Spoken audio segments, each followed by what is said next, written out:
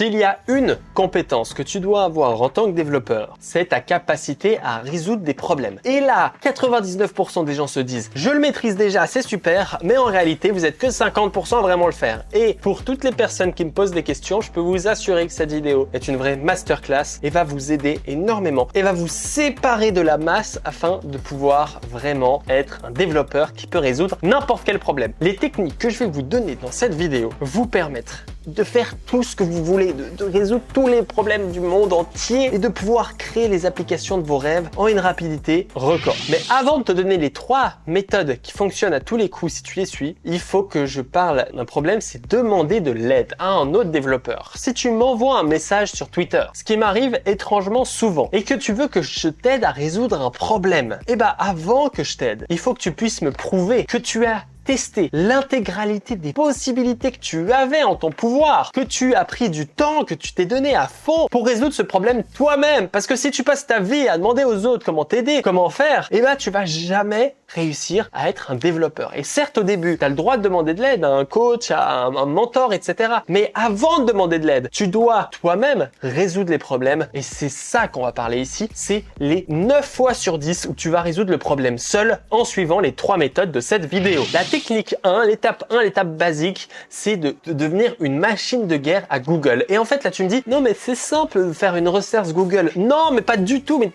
tu t'imagines pas à quel point, tous les jours, je suis face à des problèmes que j'arrive avec Google et j'ai une faculté à faire des recherches Google qui atomise tout le monde. C'est-à-dire que quand je vais faire des recherches sur Google, je vais taper mon résultat sur Google, blablabla, et ensuite je vais cliquer sur le premier lien. Et environ en 2 secondes, je sais si mon attention et mon cerveau me dit est-ce que dans ce lien je vais trouver ma réponse ou pas. Que ce soit sur Stack Overflow, sur GitHub, sur ChatGPT, sur ce que tu veux, en 2 secondes, je vois l'article et je me dis non, il n'y a pas la réponse ici. Retour, nouvel article. Retour, nouvel article. Retour, nouvel article. Une fois que j'ai fait les 4 premiers, ciao! La requête elle est nulle. J'ai fait une requête nulle. Je fais une nouvelle requête. Je cherche des nouveaux mots-clés. Je fais des requêtes Google plus poussées et je fais ça. Si tu passes plus de 5 secondes sur un site web qui ne te donne pas la réponse à ta question, tu as échoué. Moi, c'est 2 secondes maximum. Je scanne le site web, mon cerveau il fait ok, 2 secondes. Par exemple, je vais arriver ici. Je vais avoir cette erreur dans mon code. Je sais que j'utilise la libre HTML to text. J'ai une erreur. Je vais taper resend HTML to text error. Je vais cliquer sur le premier lien. J'ouvre le premier lien. Il charge. Je regarde juste ça. Je scrolle. J'essaie de voir la réponse. Je me dis, il n'y a pas la réponse express. Là, il y a trop de trucs.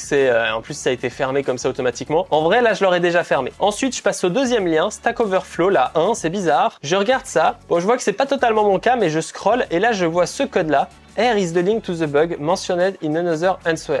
Je clique là, j'ai exactement le bon lien et là j'ai exactement la solution qui marche. Et ce jour-là, en 2 clics, j'ai trouvé la solution à mon problème. L'erreur, elle ressemble à ça et autant te dire que c'était un peu l'enfer à résoudre. Et pourtant, grâce à cette compétence qui est une compétence totalement essentielle, j'ai résolu cette erreur à une vitesse record. Deuxième méthode, et ça c'est la meilleure, c'est ne jamais s'arrêter de faire des actions. Le meilleur moyen de résoudre tes problèmes, c'est d'être dans l'action. À aucun moment, tu vas t'arrêter, regarder ton ordi comme ça en mode c'est pas moi le problème, c'est lui le problème. Non, c'est jamais lui le problème, jamais. C'est toujours toi le problème. Et c'est toujours de ta faute. Et c'est quand tu prendras la responsabilité de chacun des problèmes qui t'arrivent dans le code que tu commenceras à les résoudre. Parce que si tu crois que c'est l'ordinateur qui a fait une erreur, évidemment tu vas dire ah bah non, moi c'est pas moi qui ai fait ça, c'est lui. Donc j'attendrai que macOS fasse une mise à jour. Par exemple, tout bête comme exemple qui m'est arrivé récemment. Une personne me disait qu'elle n'arrivait pas à setup Nexthost et qu'elle avait un problème et elle m'a posé plein de questions et je lui dis bah envoie-moi un screen. Et voici le screen qu'elle m'a envoyé et elle me dit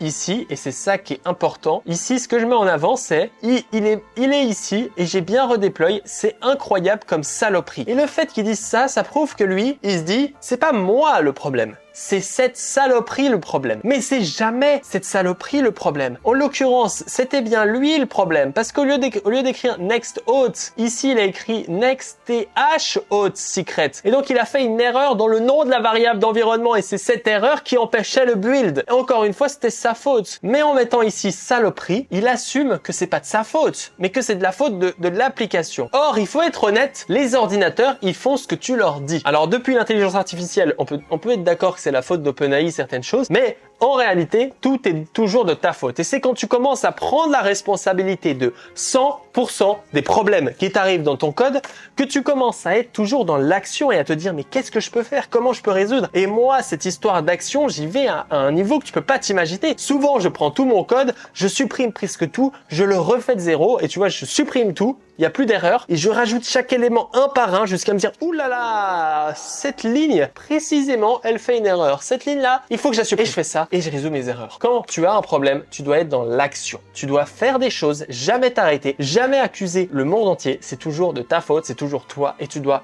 continuer à être dans l'action et c'est un point essentiel. Troisième point, et évidemment celui-là il est un peu bateau mais il fallait quand même que je le mette, en plus ça fait 3 points, c'est prendre une pause, la fameuse technique de la douche ou sortir dehors faire une marche de 10 minutes. Il n'y a rien de mieux quand tu es énervé, quand tu penses que c'est une saloperie, que tu...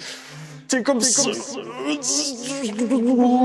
Et bah, tu prends une pause, tu vas dehors, tu fumes un joint. Non, pas forcément. Tu prends juste une pause, tu vas dehors, tu profites un peu de la vie. Et quand tu vas faire ça, ton subconscient, donc c'est pas ton conscient, c'est ton subconscient, il va continuer à travailler sur la tâche. Il va réfléchir à cette tâche. Il va être en pleine action continuelle. Et il va continuer à réfléchir à ce problème. Et au bout d'un certain temps, il va trouver la solution, ton subconscient. Il va l'envoyer à ton conscient. Et là, d'un seul coup, tu auras l'impression d'être un génie, d'avoir pris une douche qui t'a